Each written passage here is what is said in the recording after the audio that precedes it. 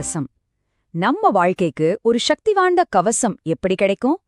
ஒரு பழமையான வாக்குறுதியில அதுக்கான பதில் இருக்கு. வாங்க அத பத்தி தான் இப்போ பார்க்க போறோம்.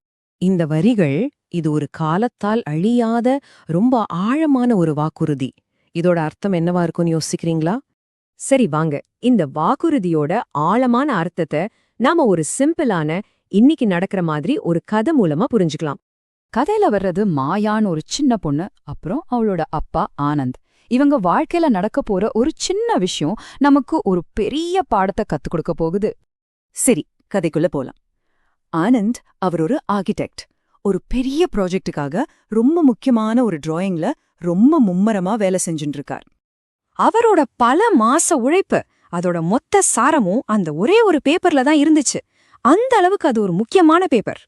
அப்படியே அப்பா பக்கத்துல மாயாவும் அமைதியா விளையாடிட்டு இருக்கா. அப்போ அவளுக்கு தாகம் எடுக்குது. பக்கத்துல இருந்த ஜூஸ் கிளாஸை எடுக்க கை நீட்டுறா.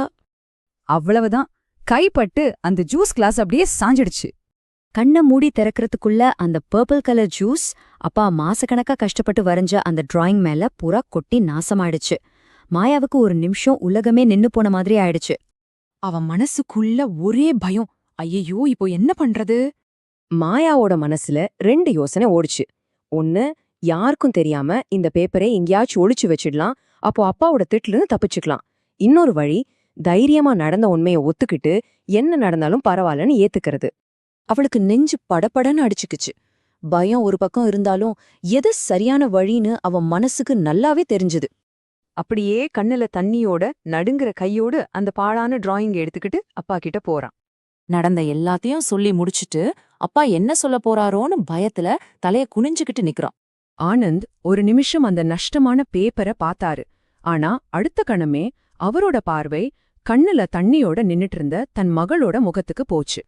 அவர் மெதுவா அவளை கட்டிப்பிடிச்சுக்கிட்டு சொன்னாரு, மாயா, இந்த டிராயிங் முக்கியம்தான். ஆனா அதை விட நீ உண்மைய சொன்ன பாத்தியா?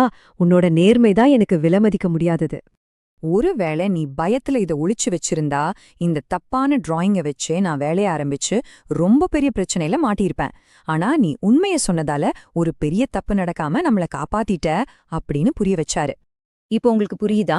மாயாவோட நேர்மை அவங்க அப்பாக்கு ஒரு கவசம் மாதிரி இருந்து ஒரு பெரிய பழியிலிருந்து அவரை காப்பாத்திருக்கு. இதுதாங்க நம்ம முதல்ல பார்த்த அந்த பழைய வாக்குறுதியில ஒளிஞ்சிருக்கிற ரகசியம். அப்போ ஒரு குடும்பத்தோட உண்மையான கவசம் எது? அது பணமோ புகழோ கிடையாது. அந்த வீட்ல இருக்கிற குழந்தைங்களோட நல்ல குணம்தான். யாருமே குறை சொல்ல முடியாத அந்த நற்பண்பு தான் உண்மையான கவசம். ஆமா, ஒரு குழந்தையோட நல்ல குணம்தான் வாழ்க்கையில வர எந்த ஒரு கஷ்டத்தையும் பழியையும் எதிர்த்து நிக்கிற ஒரு பலமான கவசம்.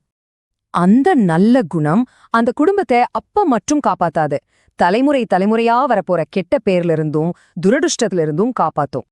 அப்படின்னா ஒரு பெத்தவங்க தன் குழந்தைகிட்ட எதிர்பார்க்கிற மிகப்பெரிய புதையல் எதுவா இருக்கும்? அது வேற ஒண்ணுமே இல்ல, தப்பு செஞ்சா வர்ற பழிக்கு பயப்படுற ஒரு நேர்மையான மனசுள்ள குழந்தைதான் அந்த புதையல். ஏன்னா அந்த ஒரு நல்ல குணம் மட்டும்தான் நம்ம வாழ்க்கையில எத்தனை பிறவி எடுத்தாலும் எந்த தீமையும் நம்ம கிட்ட வராம காப்பாத்துற ஒரே ஒரு ஆசிர்வாதம்.